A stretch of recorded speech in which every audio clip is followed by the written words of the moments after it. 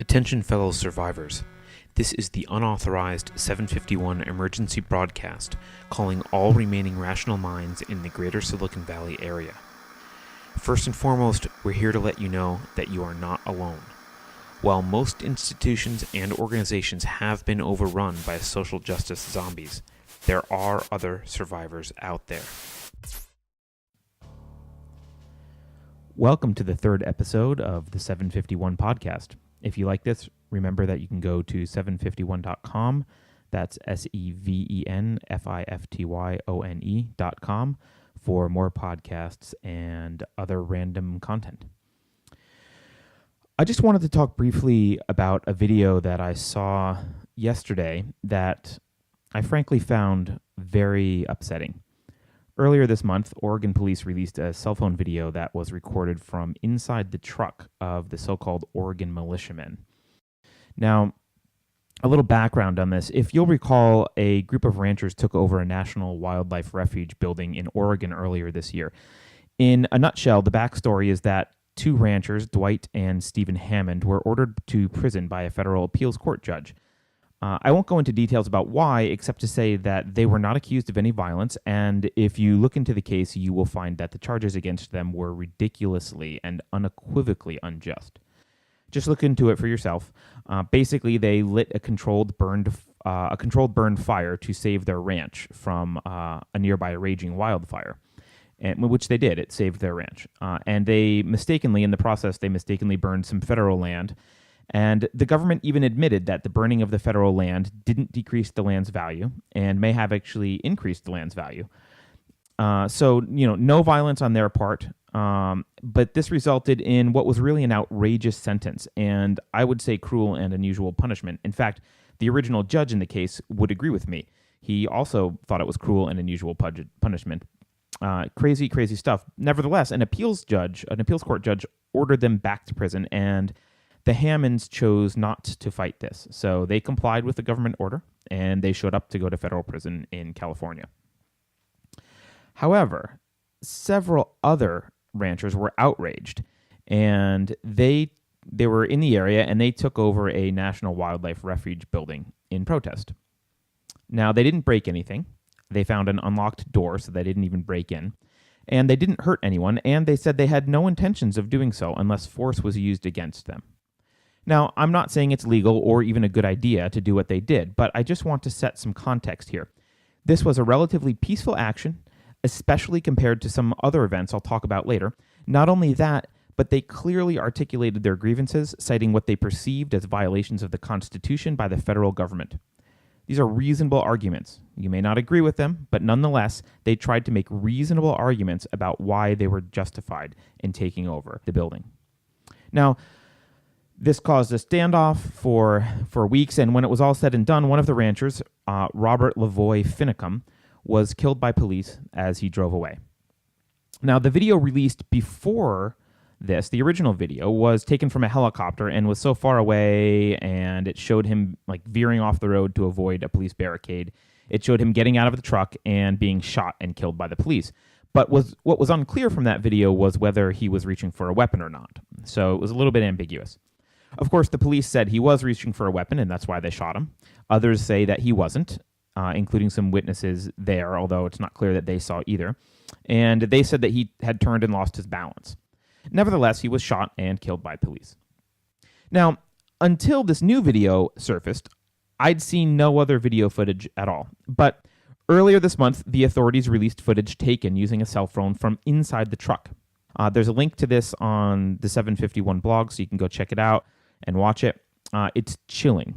I teared up while watching it, as did a friend of mine watching it with me. The video starts before Finicum is driving. They're actually stopped at a different checkpoint.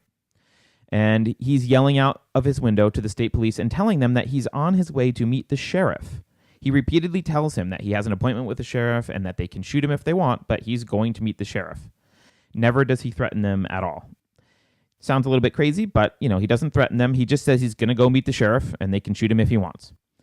And there are three people in the back seat, including a teenage girl, when they begin to drive. So he finally drives away from this checkpoint. Now, eventually, Finicum veers off the road to avoid the police, and the car stops. Now, After that, you see him exit the vehicle, but you can't see what he's doing because the video is being taken from in the vehicle and he's now outside of the vehicle.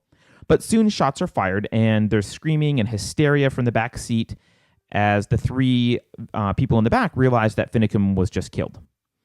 Terrified for their lives, they hunker down in the back seat, trying to avoid the laser sights from snipers, crying and screaming and praying and desperately just wanting not to be killed by police. One of them gets shot. It's horrific to watch. Eventually, of course, police shoot gas canisters into the vehicle, tell the three to exit the vehicle, which they do. I really recommend that you watch it because it's quite terrifying. Now, 5 FBI agents involved in the shooting are now under investigation by the U.S. Department of Justice for allegedly lying about the circumstances of the shooting, including the number of shots fired. Presumably, this video from inside the vehicle is part of the evidence here. Obviously, would have to wait until all the facts are revealed before making a judgment about whether the shooting was justified and whether or not there was any FBI cover-up. So why am I bringing this up? Well, what disturbs me even more than watching the video is the realization of how differently this incident has been treated by the mainstream media, and therefore by the public generally, compared to other highly publicized police-involved shootings, like the Mike Brown case in Ferguson, for example. In the Oregon Rancher case, you have relatively peaceful people, at least compared to Mike Brown, get shot and one of them killed. And at the very least, there's some uncertainty as to whether the shooting was justified or not. So how do we, the public, react to this at the coaxing of the mainstream media? What do the protesters of police oppression say about this? Do they riot and loot? Does President Obama visit Oregon to console the families? Is there a catchy hashtag? Rancher Lives Matter? Does anyone even seem to care or know? Nope. Now, contrast this with Mike Brown. If you don't know the actual facts in the Mike Brown case, and why should you, since the media never really discussed many of the facts, you should go read them. The summary is that Mike Brown strong-arm robbed a convenience store and then, when confronted by a police officer in his patrol car, leaned into the patrol car and started punching the officer in the face and trying to grab his gun.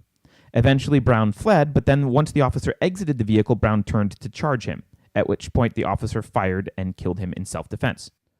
These facts were all corroborated by the evidence, multiple autopsies, injuries to Officer Wilson, and everything else. The witnesses who claim Brown had his hands up and was saying don't shoot contradicted each other and other witnesses and should basically be charged with perjury at this point. And yet, by the way, they weren't charged with perjury, and yet what is the reaction of the media and the protesters? Well, hands up, don't shoot is chanted across the country. The Black Lives Matter movement becomes so widespread that it's discussed in the presidential primary debates. Obama consoles Brown's family and orders federal investigations, which, by the way, lead to the conclusion that Wilson fired in self-defense, and so charges were never filed against Wilson. Protesters riot and loot Ferguson.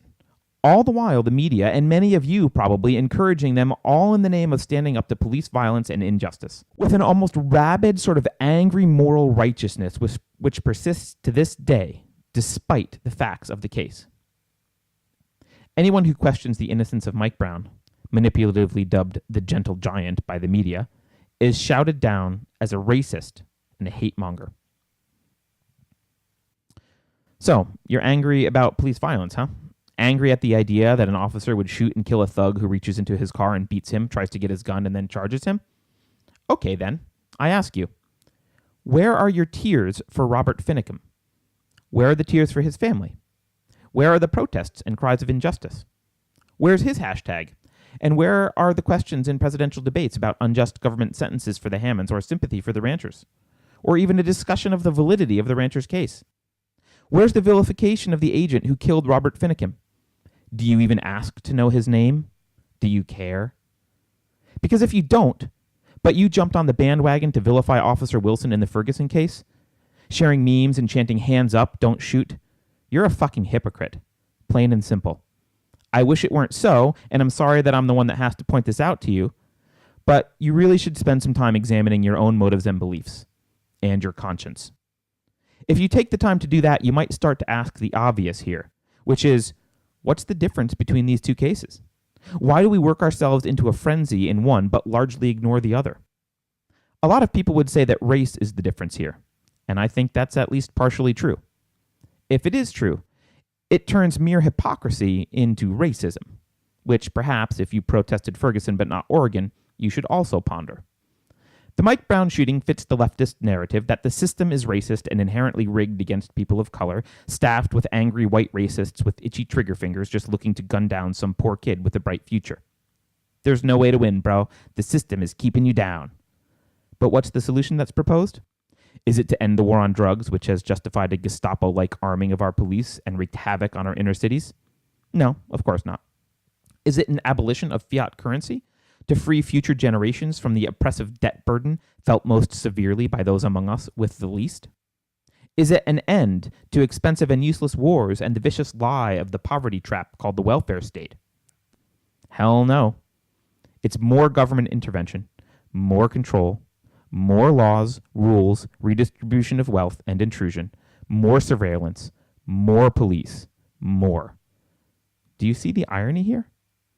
The Oregon rancher shooting, on the other hand, whether you agree with them or not, doesn't fit that sacred leftist narrative. So you can't side with them. Siding with the ranchers would mean less government, fewer rules, regulations, and control, less intrusion, fewer police. But of course, we can't have that. That's not the agenda. And so Robert Finicum is easily forgotten. And the ranchers are written off as crazies. And we bide our time until the next story that fits the leftist narrative. So we can yell and scream and protest that the police are brutes, and that the only solution is a government with more of them.